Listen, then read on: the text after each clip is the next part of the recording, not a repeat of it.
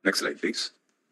Ang kampanyang kontra illegal na droga ng Administrasyong Duterte ay hindi lang basta-basta nagsimula sa kalsada at barangay. Ang pinagmulan ng war on drugs ay isang utos o command na galing mismo sa pinakamataas na opisyal ng Philippine National Police. At yun po ay nakikita ninyo sa right side ng screen. Next slide, please. Ang una po niyang reference sa kanyang command circular ay ang pronouncement ni President Rodrigo R. Duterte to get rid of illegal drugs during the first 6 months of his term. Next slide, please. Sa PNP CMC 16-2016, ang konsepto ng operations sa Project Double Barrel ay unang-una ito ay ilulunsad sa unang araw ng Chief PNP at pangalawa ito ay may dalawang sangay, kaya Double Barrel po ang tawag, Project Tokhang and Project HVT. Next slide, please. Ayan po ang diagram ng Double Barrel. Project HVT ay high value target at Project Tokhang ang lower barrel. Ano ngayon ang ibig sabihin po, next slide, ng Project Tokhang? Yan yung alam natin ng mga house-to-house visit ng pulis sa mga pinaghihinalaang sangkot sa illegal na droga. Next slide. Ano naman ang Project HVT? Ayan po yung tawag na high-value targets, yung mga involved na drug personalities sa international at domestic drug trafficking. Next slide, please. Kaya ang tanong po ay, ano ang pinagkaiba ng Project Double Barrel sa mga dating anti-illegal drugs campaign ng pamahalaan? Dalawa po ang pinagkaiba. Next slide. Unang-una, may utos sa loob ng command circular na yan na mag-neutralize at mag-negate ng mga suspected illegal drug personalities. Pangalawa, ang utos ay gumamit ng drug list para tugisin ang mga sangkot umano sa illegal na droga. Next slide, please. Siyempre po, alam naman natin lahat, ang trabaho ng pulis ay mag-imbestiga, magkalap ng ebidensya at magsampa ng kaso laban sa mga salarin. Kaya ang tanong ay, bakit nag-iba ang utos sa Project Double Barrel?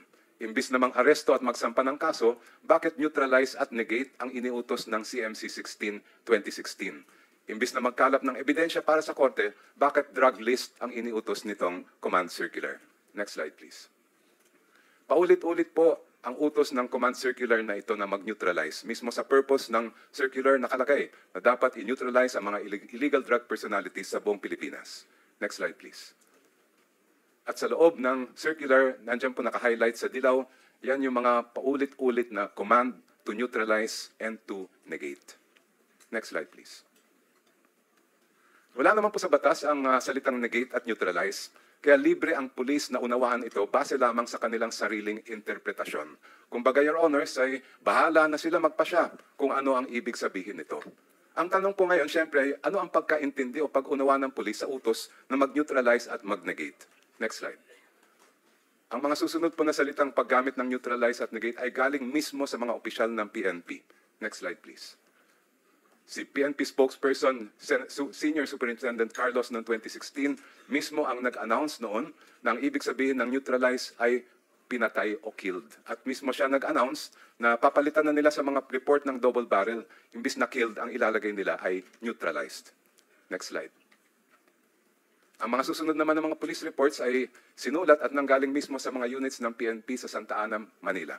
Makikita dito, paulit-ulit din nilang ginagamit ang neutralized kaugnay ng Project Double Barrel at ang pagpatay sa suspect dahil umano siya ay nanlaban. Ito po yung isa. Next slide, please. Ito ay isang information report galing sa PNP Santa Ana. Elements of Santa Ana Police Station will step up for the suspect's immediate apprehension and neutralization. Kung ang ibig lang sabihin ay hulihin yung suspect, bakit pa dinagdag ang salitang neutralization? Next slide, please. Yung suspect po dito ay nailagay sa isang drug watch list at medyo maliit lang pero may makikita kayong handwritten notation sa tabi ng pangalan niya, killed, at yung petsa kung kailan siya pinatay. Next slide, please. And one more. Next slide, please. As predicted in the PNP information report, ang tatlong suspect, Mr. Manawis at 2 bunuan, ay na-neutralize o napatay sa isang bypass operation dahil sila raw ay nanlaban. Next slide, please. May hawak pa po ang flag ng mga 20 sets pa ng mga police reports galing din sa Police Santa Ana na ganon din, halos eksakto word for word ang paggamit nila ng salitang neutralize. Ang nakita po namin pattern, una, bago magsagawa ng police operation, na-identify na yung suspect bilang target for immediate apprehension and neutralization. Pangalawa, halos lahat sila ay nasa drug watch list. Pangatlo, nung nagkaroon daw ng bypass operation, lahat sila ay nanlaban at pinatay. Next slide, please. Pero hindi lang po ang Santa Ana Police ang gumagamit ng neutralize, pati sa Tondo, meron din po. Next slide, please. Ito ay sa isang operation tungkol sa pagkapatay kay Rex Apari. Died during police operation. The operation resulted in the neutralization of the suspect.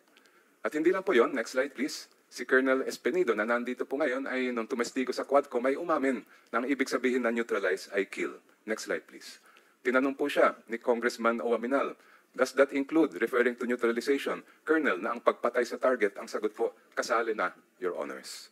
At hindi lang po siya, next slide please, pati ang PDEA Chief, si Director General Lasso, ay inamin din ng ibig sabihin ng negate at neutralize ay kill. Next slide please. Tinanong po siya ni Congresswoman Luistro, can you please enlighten us ano pong ibig sabihin ng negated? Answer ni General Lasso, it is neutralized, Your Honor. I mean, he was killed already. Negated for the case of Mayor Halili would then mean that he is dead already. Yes, Your Honor. That is why it was neutralized already. Sagot, yes, Your Honor. Next slide, please.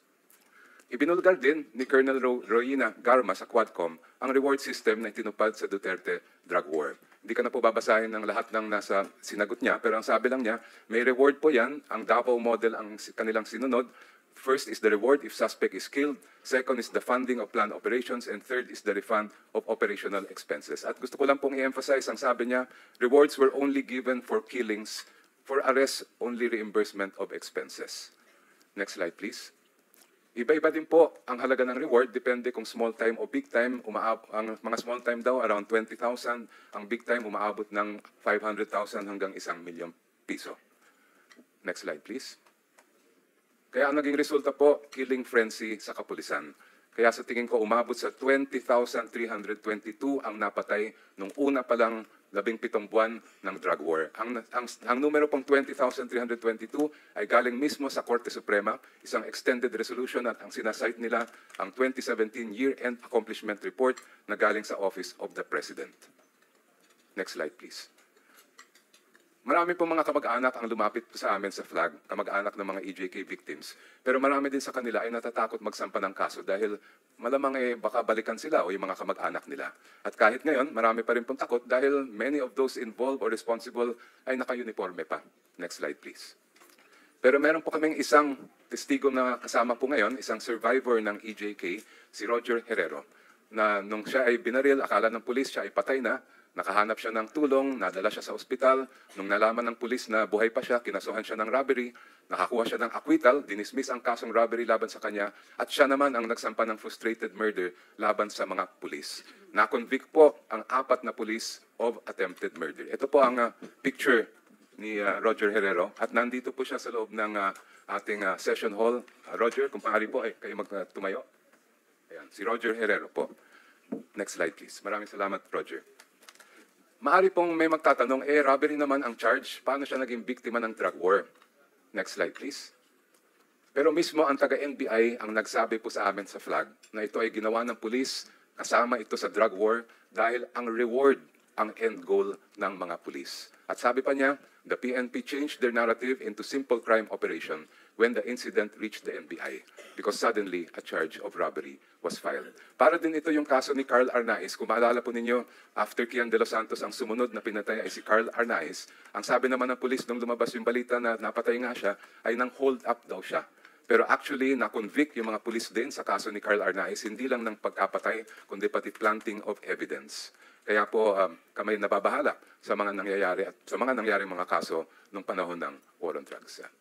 Ready po anytime mag-testify si Roger Herrero. Nasa committee po. Thank you. Roger Herrero, no? Okay. Yes, sir. Sige, are you done? Yes, sir. Thank you. And then ikaw, Attorney Jokno, marami kang kliyente na victim families ng EJK, kaya familiar ka sa issue na to? Yun po ba yun? Meron po at meron kaming inihain na kaso sa Korte Suprema sa ngalan ng 3 kliyente namin na nandun pa rin at nakapending sa Supreme Court. Kliyente meaning to say, namatayan na mga pamilya? 3 po sila. Yung isa, si Jefferson Soriano, ay survivor din ng EJK. Okay. Yung isa, si Rowena Apari, ay nanay ng napatay ng Labandaw. At yung pangatlo ay relative po rin ng isang EJK victim. Okay, pero EJK po ito. Since familiar ka naman sa background facts, yung mga attempted EJK or victim ng EJK, sa ngalan ng war on drugs ang operation ng police?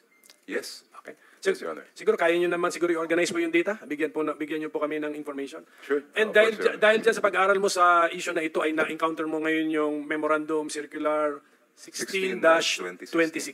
Yes, Your Honor. Sino po nag-issue nun?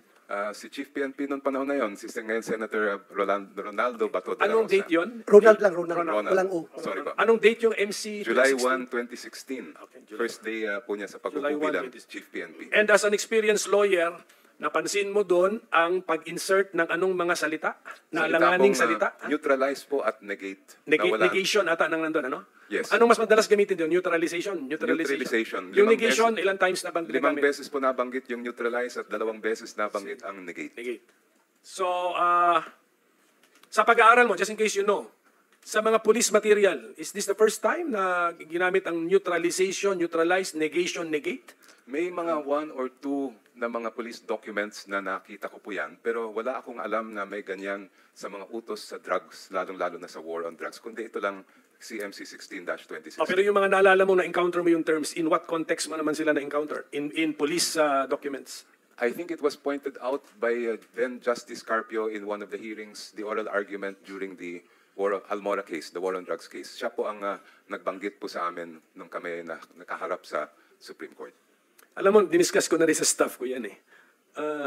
What would be a better word to replace neutralization or negation if you do not have killing as included in the meaning of the word? Sige, can I benefit from your presence, Attorney Joke? Kaya nga po ako nagtaka dahil alam naman natin na ang tungkulin ng pulis ay manghuli, mangkalap ng ebidensya at magsampa ng kaso.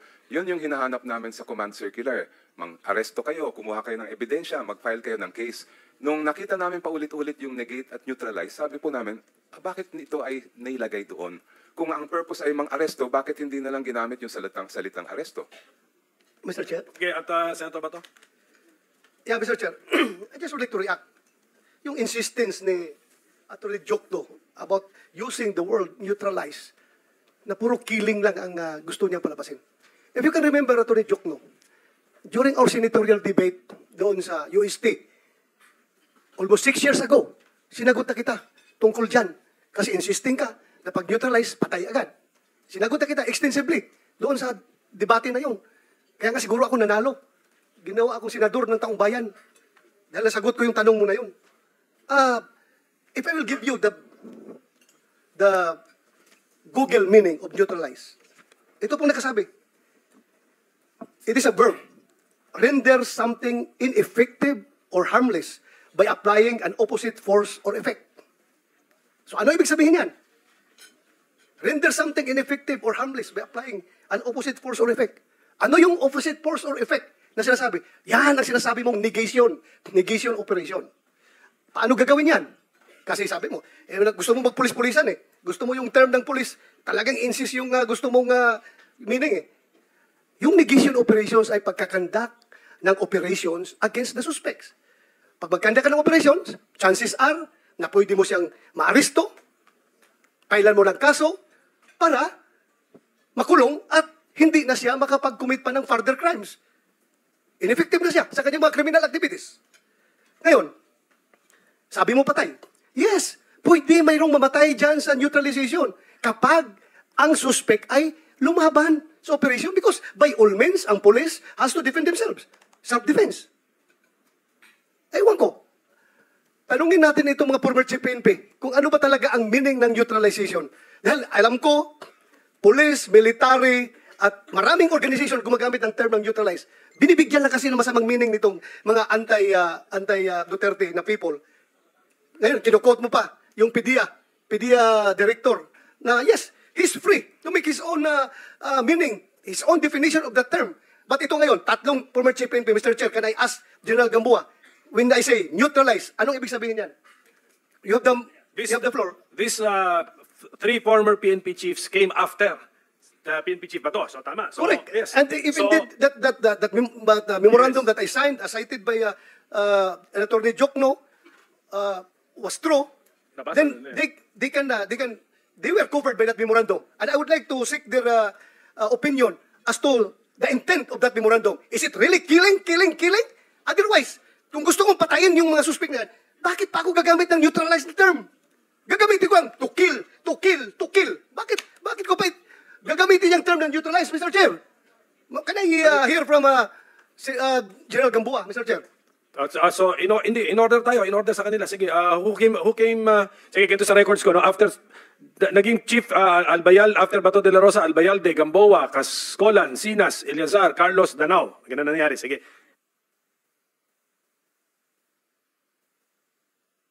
Okay, the question of Senator Bato, he wants to direct it first to lawyer pa pala itong ating lawyer, former police chief, Attorney Archie Gamboa.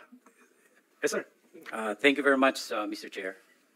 First, I'd like to put everything in the proper context, because if you only deal with how Attorney Jokno has interpreted the Command Memorandum Circular, you will have really that kind of bias. Now, as an opinion, there are at least 3 laws that prohibits disclosure of classified documents. There's NAPOLCOM Circular 2016-002. There's Republic Act 3019, Section 3. And there's Republic Act 6713, Section 7. All of this prohibits on the part of the government employee to divulge plans like this.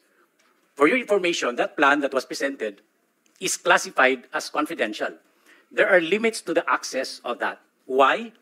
Because while it may not endanger national security, peace and order, and public safety, it might be prejudicial to the interest, prestige of national government activities. It may cause administrative embarrassment. It may cause unwarranted injury, and it may be advantageous to other nations. I am telling this because, first and foremost, those documents are not supposed to be accessed by the public. But this responsibility lies on the government employee themselves. Pero ito, wala na tayong magawa, Mr. Chair, dahil lumabas na siya. Now let's go back to how policemen would interpret this. Before we became members of the Philippine National Police, we were members of the Philippine Constabulary. And the word neutralization can often be found in operational plans of the military. It's always there. So probably, as we transition to the now Philippine National Police, we carried the same interpretation. Now, if you look at the entire CMC, the Command Memorandum Circular, in the coordinative portion, it emphasizes respect for human rights as embodied in the 1987 Constitution, respect for police operational protocols. It's all there. So if you take it in its entire context, you don't necessarily mean neutralization is killing. Because it may cause, no, there's a question of bakit nag-iba ang shift ng strategy ng PNP to double barrel? Bakit merong tukhang, merong HVT na sinasabing nagdedetermine ng drug list? When you are a member of the military, even in our campaign against the insurgents, we always start with the order of battle. The order of battle is the list of suspected communists, be it armed guerrilla or even legal fronts. Because this is where you start your work. Because if you start from nowhere, where are you going to go? That's why in our campaign against illegal drugs, we start with the drug list, those that are listed. And then from there, we develop strategies first to look at them, maybe if we can file the appropriate cases or conduct probably bypass operations. Ang mahirap kasi if you take this into just one context and one page, actually I have listed that during the CMC 2016, there was a mention 4 times, page 3, page 12, page 15, and page 16, and negation in page 5. But if an ordinary policeman would interpret this, it means it will still be based on how the law operates. As a chief PNP and as a lawyer, I would not allow that it will go out of the bounds of the law. Mahirap kasi pag kunin mo yung context na isang page lang or dito ka lang sa neutralization, why don't you go through the different pages? This is a memorandum circular covered by almost 18 pages. And take the interpretation in its entirety. Hindi lang doon sa neutralization.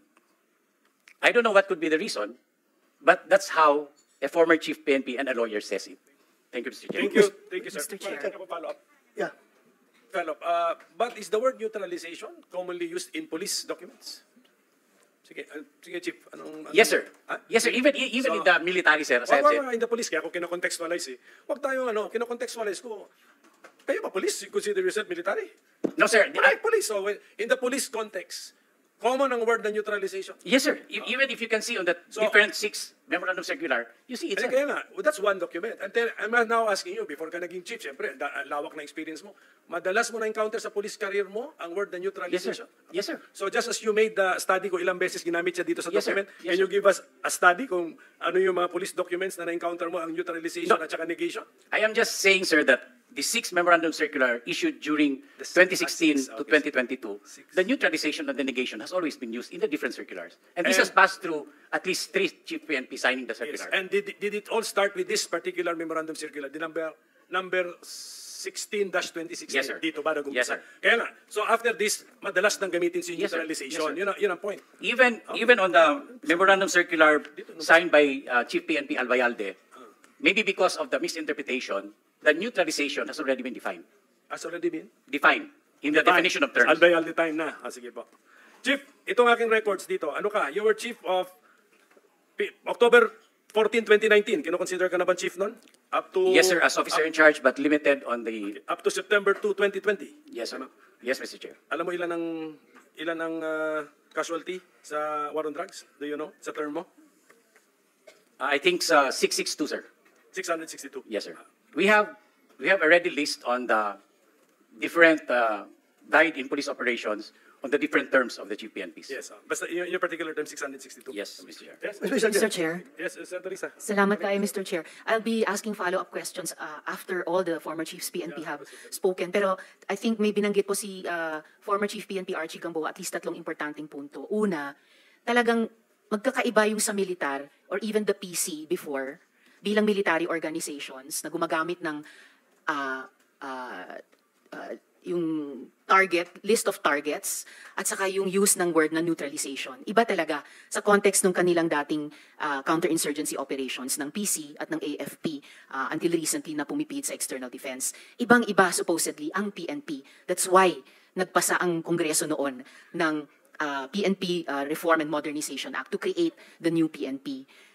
So ibang-iba po yung paggamit ng neutralization or negation sa PC noon at sa AFP, maaring hanggang ngayon, kesa sa PNP. Pangalawang importanteng binanggit ni former Chief PNP Archie, sinabi nga nila na why would they want to arrest rather than have those effect of killing? Kasi po, yung isa pang pag-uusapan natin in this hearing or perhaps the next hearings, Mr. Chair, mayroong tinawag na nangyaring perverse incentive. Lumabas na po sa isang resource person. Pag aresto, walang reward, walang incentive. Pero pag napatay, may incentive. At may gradations pa ng magkano yon, depende kung low level or high value yung napatay or pinatay. And pangatlo po, I just would like to return dun sa pinaresent so far ni na Attorney Jokno, Attorney Chel, na pati doon sa mga nakuha nilang after reports ng PNP sa mga napatay, yung mga nakalista earlier for neutralization or negation, nakalagay po killed. So, in the course of the years of the drug war, in the course of the years of the EJ case, talagang napagpalit-palit na yung neutralization, negation, at yung pagpatay as a description and siguro in the nature ng mga human organizations sa pagkaintindi even during the operation. So, just for the record, Mr. Chair, bago yung ating iba pang former chiefs PNP. Senator Salamat Bato. tayo, Mr. Chair, thank you. Mr. Chair, I have given this body the Google meaning of the word neutralization. This time, I would like to share with you the police meaning of neutralization as defined in page 188 of the Police Operational Procedure Manual. And it says, neutralization, a police intervention in strict accord with the use of force continuum and or principle of proportionality on the use of force purposely to contain or stop the unlawful aggression of the offender. This may include an arrest, capture, surrender, or other acts to subdue the suspect. Wala mang nakalagay dito na kill sa definition ng PNP Operational Manual, Mr. Chair. Thank you, Mr. Chair. Mahirap kung ang magbigay ng meaning, somebody from outside the PNP, ang mag-interpret sa isang police term. It should be people from within the organization be given the chance to interpret this term accordingly, Mr. Chair. Thank you. May we know when the PNP officially and formally defined the word neutralization? Because sa notes ko, mayroon -21, so it gives me the idea it's 2021.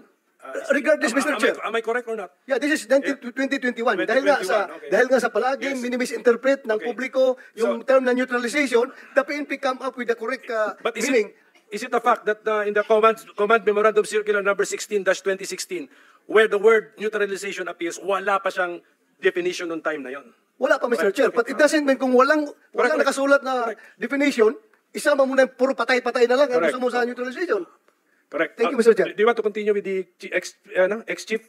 Senator Bato, do you want to continue? Yes, Linya, Mr. okay. Chair. Same question, kung natatandaan niyo pa, sir. Same question ni Senator Bato. So, Debold Sinas, we have, yes, sir, General Retired Debold Sinas. Thank you very much, Mr. Chair. First, I'd like to thank the committee for inviting me. Nagbigay na po ni Senator Bato at saka ni Sir Archie po ang definition. Yun po talagang in-adapt namin, Your Honor. Hindi po kagad patay. Because the context talaga, kasi kaya yung operational procedures, kasama po yun sa tinuturo at saka nasa mga training at saka mga discussion. Hindi po kagad patay. Dapat we do the, after mag-case build-up, the arrest, capture, kung mag-surrender, is-surrender. Tapos kung mayroong imminent threats na talagang lumaban, doon po talaga nag-engage ang pulis po. Kaya nga pinakita rin po kanina na may mga instances din na pag hindi ready ang pulis, kami po ang mapapatayan. It does not mean na pag sinabing neutralize, ang sinasabi namin sa mga tao namin sa baba during our conferences, our coordinating conferences and meeting, ay patay. Hindi po yun, sir. Ang muna talaga is to neutralize, to stop their operations, to stop their aggressions on equal force, just enough to neutralize them. Yun po, sir, ang kuha namin. Yun po ang ginagamit na term na pinasa na po namin sa baba. It's not immediate killing, sir, ang kuha po namin. So we have the same stand po, sir, with Senator Bato and Sir Archie, sir. Thank you po. Yes. If I may, just very quick intervention, Mr. Chairman, because I was listening attentively whether as to when the word neutralization came into the picture and the definition came in later, as you mentioned, 2021. So my next question, or probably a practical question, would be, how do you come up with a list of persons that you need to neutralize if you don't have the definition of neutralization? I think it's a practical question, Your Honor. Take that up in some other future I just wanted to put that on ituloy lang natin yeah. siya dito. Pero Thank hindi, you. may nasabi kasi si General Sinas na yun ang, sabi mo, yung interpretation na yun ang pinaabot mo sa baba. So, ibig sabihin, nag-issue ka ba ng mga circulars when you were Chief PNP na you interpreted neutralization? No po, sir. How did you do We it? do with our conferences, with our... Sa verbal? Yes, sir, verbal po, sir. Sige, General Danao, please. Same question daw ni Senator Bato. Yes, sir. Honorable Chairman and other members of the Senate. Magandang hapon po sa inyo lahat. Sir, I was assigned as the officer in charge of the Philippine National Police from May 2022 up to August. So it's only 3 months, and that was the time of election. And from 2016 to 2018, I was just a mere directorate or staff of the directorates of intelligence and the CIDG. But as far as the neutralization word is concerned, as being discussed before during the height of the drug war, for me, sir, I would take it as neutralization is a form of police operation. First, sir, is the voluntary surrender of the suspects of illegal drugs. That is one. And it could also be through the legal arrest of the suspects through bypass operation, through conduct of search warrants, and the other forms. It could also be through checkpoints. Kasi kung minsan, sir, may mga checkpoints dan na makikita in possession, sir, yung illegal drugs ng mga suspects. And it could also be, the word neutralization could also be the meaning, the killing of the suspect. So yun, sir. So depende, pero yung sinasabi siya na interpretation how we conduct operations sa baba, sir, nasasabihin na killing, parang medyo wala naman pong ganon. But it is only how to the people on the ground on how they interpret it as such. Thank you. Okay, ganito. Mr. Chair, may I respond? Sige, just if possible, briefly lang, Attorney Jokno, please. Thank you, Mr. Chair. Unang-una po, I think the comments that were made missed the point entirely. Kasi ang tanong talaga dito ay, bakit pa nilagay yon sa isang command circular? At may point out ko rin po, naalala ko rin na Senator De La Rosa na mismong kayo po nung 2016 ay Talk to me, ginamit nyo din po ang talk to salitang me, neutralize. Attorney I'm sorry, Mr. Chair. But may I point out that Senator De La Rosa in 2016 also used the term neutralize to refer to a bounty being raised to have him killed by supposed generals who were allied with the drug, or those people involved in drugs. What's your source? This Please, is from para ma-check din namin. Amita Legaspi, GMA News, published September 28, 2016, dito po sa GMA News Online. Mr. Chair, Mr. Chair. siguro mamaya kung ma-share sa atin yan para makareact ako Okay, properly. please share with Senator Bato. Wala akong context. Mr. Kaya kung tinanong, para yung staff ma-check agad ng staff. Just a few more points, if I may, Mr. Chair. General Gamboa mentioned the use of the order of battle, pero matagal na po yan na-ban. Bawal na po gumamit ng order of battle sa ilalim ng Anti-Torture Act. So kung sabi niya ay yun ang ginagamit nila sa counterinsurgency, yun din ang basis nila sa drug list, wala na po yun eh. Pinagbabawal na po yun na matagal na ng ating batas. And finally, the point that confidential daw yung circular na ito at dapat daw hindi kami nakakuha ng kopya. Kami mismo ay nag-request sa PNP para sa kaso sa Supreme Court at binigyan po kami ng certified true copy na sinubmit po namin sa Supreme Court. Yun na po, Your Honor. May ba nag-call attention ko? Senator Risa. Yeah. Salamat kayo, Mr. Chair. A follow-up question, Attorney Jokno. Attorney Chair, apart from semantics, may basis po ba sa karanasan na yung naging interpretasyon ng iba sa neutralize o negate ay pumatay? Ayun nga po, yung naipakita kong mga slides kanina na mismong galing sa Police Santa Ana, Police Tondo, mismo kay Colonel Jovi Espenido, sa PIDEA Chief. Lahat po sila ginagamit nila yung salitang neutralize. At ang ibig sabihin ay kasama na doon yung pagpapatay. Salamat.